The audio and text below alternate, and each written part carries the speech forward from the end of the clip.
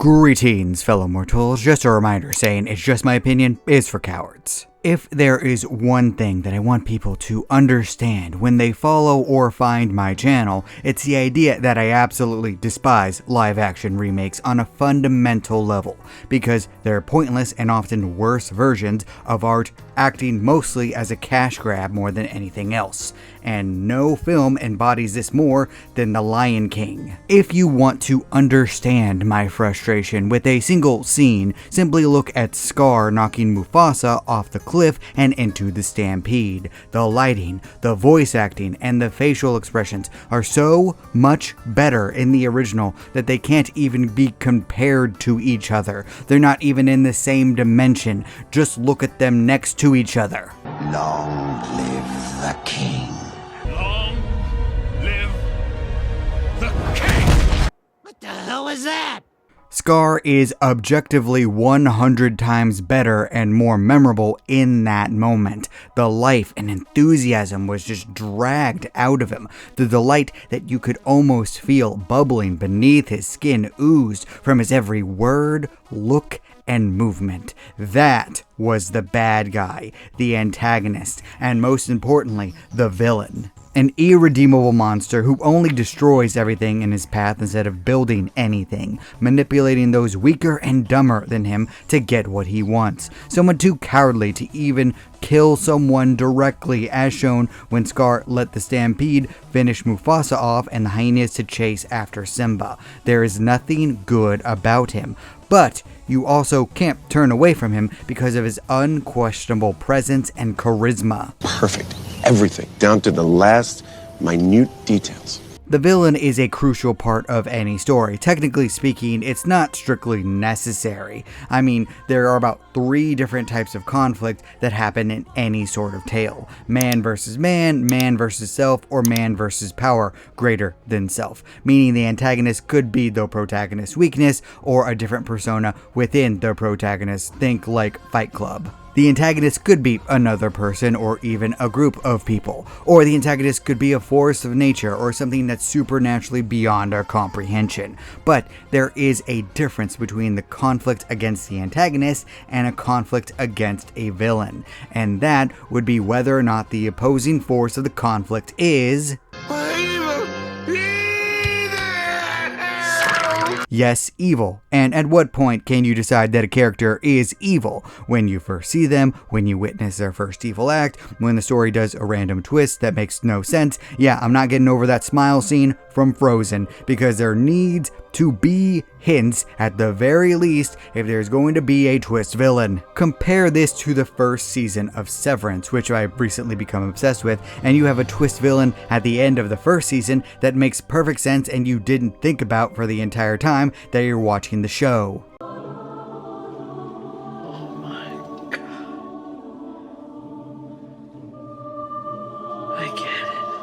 But how do you walk that line of evil? How do you establish to the audience what the character's morality actually is and what they're willing to do? Well, it's a difficult line to walk and to cross as a writer. You want a great example? Look at Death Note. The main character, Light, obtains a Death Note by chance at the beginning of the series. After experimenting with it, he discovers that it's real and decides to use it to execute criminals as a way to reform the world, where people would actually be too scared of committing crimes to actually commit crimes. So that leads to the initial setup where you would kind of actually side with Light in some way. Despite obviously being deranged and narcissistic, the end goal in a utilitarian line of thinking justifies his actions, because the show and manga do point out that it works. But even then, the writer immediately demonstrates that Light is willing to brainwash and kill anyone in any conceivable way to hide his identity. Hands. Are we the baddies? His actions are obviously evil, and if you don't understand this by the time that he's openly mocking a widow that he's just brainwashed into flatlining herself, then I don't know what to tell you. But here's the thing, the author himself was stunned by how many people sided with Light in the Kira versus L dynamic, actively wanting the villain to win despite seeing how unabashedly evil Light actually is. And there are a wide range of issues for this. Light is brilliant, physically capable, also undeniably charismatic and good-looking. He's everything you could ever want to be. Meanwhile, L is slovenly, antisocial, a little creepy, and not exactly moral himself. That, along with following Light's perspective the entire time, led to the self-created problem by the creator. Of course it's painful. There's a bullet in my foot. Now get over here. It's why in creative endeavors you need to be careful when you make evil forces seem attractive and appealing. Breaking Bad has a hard enough time trying to convince men to hate Walter White, yet another villain protagonist, because his backstory and inciting incident are so compelling, and also for the fact that Walter does in fact get what he wants and is successful because of his evil actions. Now, imagine if Bryan Cranston had a chiseled jaw and a chiseled body. No offense to this goat of an actor, he's not bad looking or anything. I definitely don't look anything like the most attractive men in Hollywood either. I'm not judging, I'm just speaking from an objective stance. Yummy, yummy, for my fat little pig tummy. The problem would be that the female audience would probably side with Walter too. I mean, considering that Dexter is a show that keeps going and going and going without stopping, it has a lot of support. And if you don't believe me about this aesthetics nonsense, I want to give you the case of Richard Jewell. If you don't know who that actually is, he was a security guard who helped stop a bombing in 1996. Originally, he was portrayed as a hero, but later became a suspect by the FBI, causing a media frenzy who demonized the poor man for months upon months until he was eventually cleared. And why do you think they did this to this, and I'm sorry to say this, awkward looking yet objectively good man? Coincidence? I think not! Humans are drawn towards what they consider attractive. It's a mortal, instinctive bias that we're probably never going to completely evolve out of. It's why there's been an old trope about evil masking itself with good. The devil appearing human and handsome before revealing his real form. The evil queen taking the form of the ugly old crone to match her inner darkness. So on and so forth. It's why the character of Poison Ivy has changed to be more redeemable, justifiable, less demented, and overall more boring as time passes. I mean, a beautiful woman can't be completely evil, right? Yep, the old femme fatale trope. Just look at Basic Instinct. I have done nothing wrong, ever, in my life. In fiction, evil can't be portrayed as too attractive or to be too competent or to be too appealing, at least in comparison to the good. Otherwise, it makes the writers seem like they're on evil side, and also it kind of convinces some of the audience to be on evil side as well, like with Death Note and Breaking Bad. It is made abundantly clear that the main characters are abhorrent and that the side of good must experience their heroes' journeys before they're capable of defeating the evil. In both cases, Hank and the various detectives who go up against Light must become better to ultimately take down the villain, even if the costs are very, very great. Oh, I made myself sad. Compare this to The Boys, which thankfully finally ended and completed my journey of suffering. Who are the most compelling characters from that show? You know, besides Homelander, who carried the show on his shoulders. Butcher, Soldier Boy, The Deep to a lesser extent. Lots of fans of his got on my case during my video, so there you go. You cannot say the same thing for Huey, Starlight, or the rest of the boys. They are portrayed as less appealing, less effective, more stupid, and basically feckless in comparison to the immoral people. You don't want to be Show Huey. No one wants to be Show Huey. At least in the comics, you did kind of want to be him, at least at the very end. Pretty gruesome, huh? I've seen worse. But love of storytelling, you might be saying. You started this video by complaining about Scar being drained of all presence, charisma, and allure in the live-action remake. Yes, I did, but I also praised Death Note and Breaking Bad, where the villains are charismatic with heavy presence and allure. They were fantastic portrayals of evil because the side of good was equally portrayed. L is not the righteous, handsome hero of justice, but he is just as compelling in a far more quirky and absurd way. Hank undergoes a transformation to become a brilliant detective, able to overcome even his own blind biases. Evil can be competent, but heroics needs to be even more so. I think they're just like that. I think they're just good guys. Unethical acts should be portrayed as tempting and attractive because they are. Lying makes situations a lot easier. Stealing can turn an easy profit. Hurting others can make your problems go away, but it's evil. Just look at what's happening to Reckless Ben here in the year of our Lord 2026 with brick and minifigs. I am not going to go down the full rabbit hole. Go watch his videos for full context, but Ben was shown to do everything ethically, while the people that he's suing, along with the police farce, are openly corrupt, delighting in evil. Sure, he should have just gotten a lawyer, but that's an intelligence play, not a moral one, and his opposition was openly evil to the point that they broke many of his different rights several times, which probably sounded like the tempting, easy way out for them.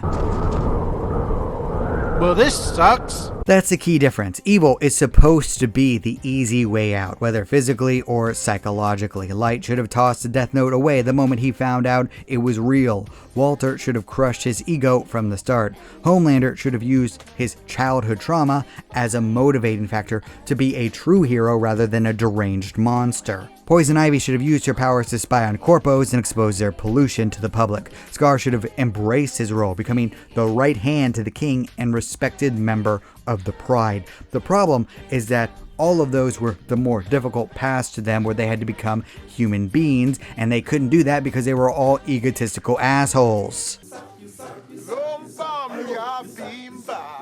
Because that's the key to villains. Even if they're understandable, they're still the villains. Their ego, closed-mindedness, and selfishness get in the way. It doesn't matter if you can completely side with their cause. Theoretically, their actions ruin it. You want a great example? Look at Killmonger and Thanos. Fantastic, charismatic villains, both of whom see a terrible problem. Discrimination and a population crisis, to put it mildly. Yes, these are terrible, awful situations. I agree with that, and we need to stop them. What I don't agree with is that the solution to either of the problems is to slaughter innocent people and your own supporters.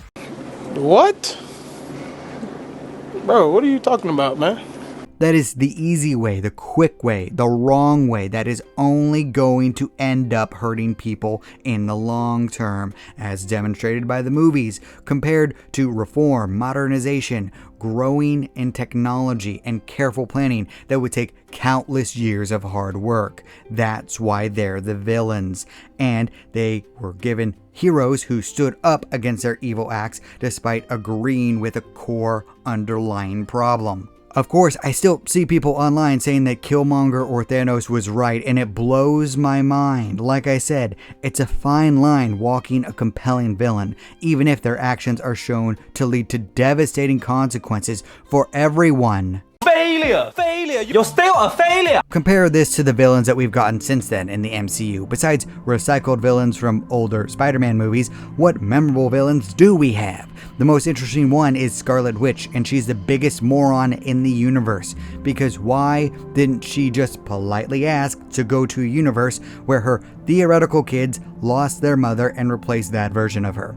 Her choices were stupid, monstrous, and actually a whole lot more difficult than what would have been the smarter path. I mean, he could have done the same thing with Thanos, snapping infinite resources into the universe, but his ego and dogmatic attitude got in the way. Wanda didn't exactly have that, as shown from the very start. She was just murderous because she was like that one French teen who woke up from a coma believing that she had children in another life, which honestly is really sympathetic. I do feel bad for her.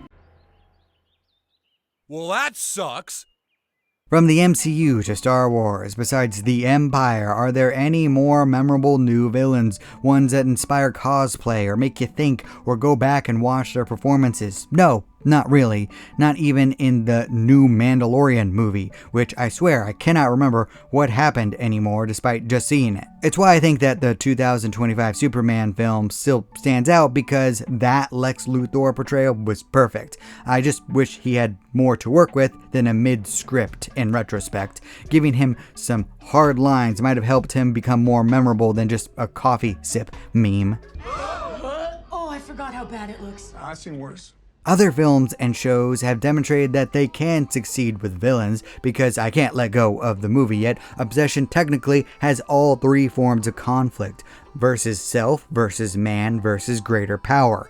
But it all stems from Bear's wish. Instead of doing the hard but right thing of confessing his feelings so that he could move on with his life, Bear wished that Nikki loved him more than anyone or anything else. It was his own self, his weakness and obsession that made the wish. It was the odd wish-granting power which constructed Wish Nikki, and Wish Nikki really didn't have any supernatural strength or psychic abilities that could overpower Bear. Oh, it's so obvious! I would have never thought of that! But Bear's still the villain despite Indy Navarrete's stellar performance. He's the bad guy. He took the easy way out. Nikki didn't get a choice. She was the victim. You can understand Bear's motivations. Dating problems are a universal issue for everyone, but his choices based on this admittedly empathetic situation were outright wrong. He made evil decisions. You saw him cross that line. You understood it. That was when he was the bad guy.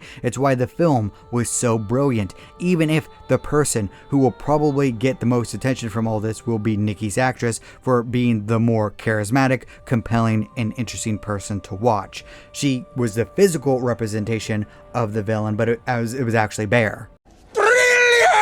Or look at the Backrooms movie. The Backrooms itself isn't really portrayed as evil, it's just a force of nature. It's just there, being completely neutral to everything. It's Clark that's the problem. He's unwilling to let the past go and move on with his life. He has hit rock bottom, so it's time to drag himself back up again. But instead he takes the easy, tempting path of lingering and delighting in his own bitterness. The Backroom just distorts this like everything else, thus making this more of man versus self than man versus greater power. But it's still a compelling villain because we've all been in Clark's position with romantic and career failures, along with wanting to stay mad about how unfair the world is. I still want to do that sometimes, but you just gotta get over it and move on if you want to have a good life.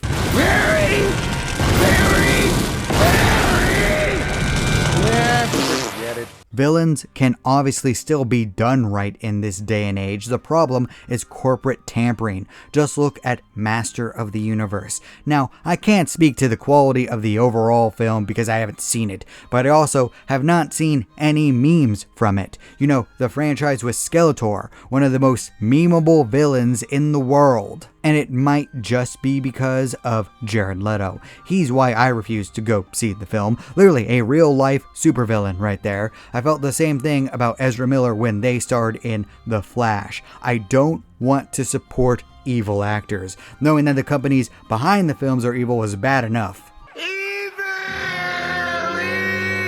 The corporate meddling waters everything down when it comes to evil, or good for that matter, probably because they don't want to remind people that they are in fact evil themselves. Don't tell me that Disney or WBD or Universal don't know how to write bad people anymore. They are literally filled to the brim with excellent examples. It's all just sad imitations of what came before that's had all possible edges and rough patches sanded off because they don't want to offend anyone and possibly hurt their profit margin or their public image. Meanwhile, the most profitable films of the year are dirty and grimy and sharp, except Project Hail Mary. Still just outright gorgeous in aesthetics and themes, but that's an entirely different animal to cover.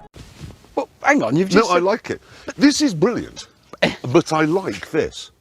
And nothing demonstrates the corporate villains better than my most recent television obsession, Severance. I am not through the second season yet because I know that I'm going to have to wait another 2.5 years before season 3, so I'm taking my time, but it is brilliant, including the main villain, the company of Lumen, which desperately tries to mimic normality in a controlled, sterile environment and make things that are just fundamentally wrong and warped in every conceivable way. Kind of like the back rooms now that I think about it. I swear, that liminal space stuff is pretty neat when creative people get their hands on it. I can't wait for corpo rats to jump on the trend and oversaturate the market with slop.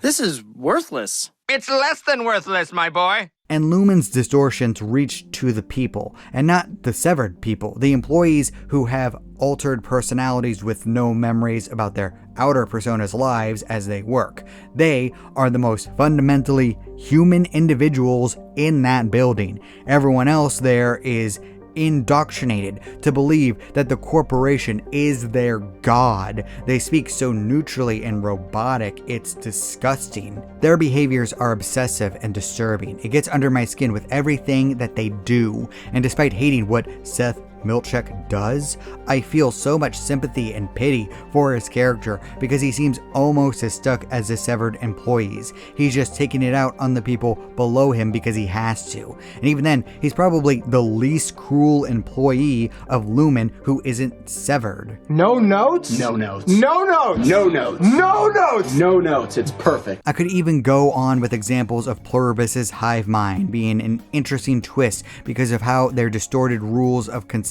and not harming people work, or Invincible's Viltrumite stealing the show every single time, or Widow's Bay founder and overall setting. By the way, go watch Widow's Bay after this video. The finale is coming out soon. I swear to God, I haven't laughed so much at something all year while being completely engrossed in the plot and the characters. I'm so grateful to be a budding horror fan now. Go watch Widow's Bay. Do it now before it's too late. Please, sir. I want some more. As you can see, that is the villain problem of 2026. From massive corporations, we either receive complete bland paste or villains that completely overshadow the heroes. Villains are one of the most important characters in the story because they're supposed to reflect the hero, showing a distorted version of them who could make the wrong decisions. They are the easy path with no positive character development. They are meant to prop the good guys up, making them better. Something that Widow's Bay actually does amazingly with Tom and Patricia. Seriously, go watch Widow's Bay. I get it! Even now, compelling villains are being introduced. It's just our corporate overlords which are ruining everything, except Apple, oddly enough.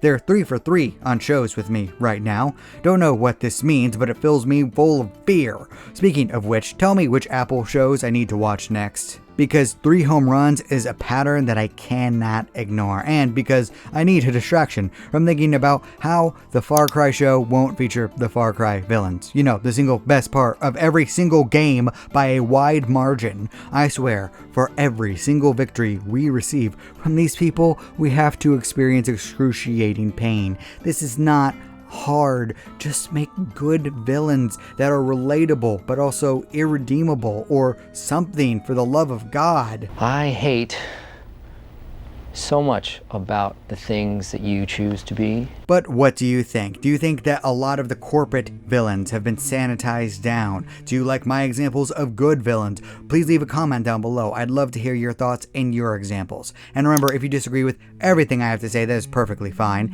After all, everyone is entitled to their objectively wrong opinion. How does it feel to have lived long enough to see all of your favorite franchises go down in flames? Feels great.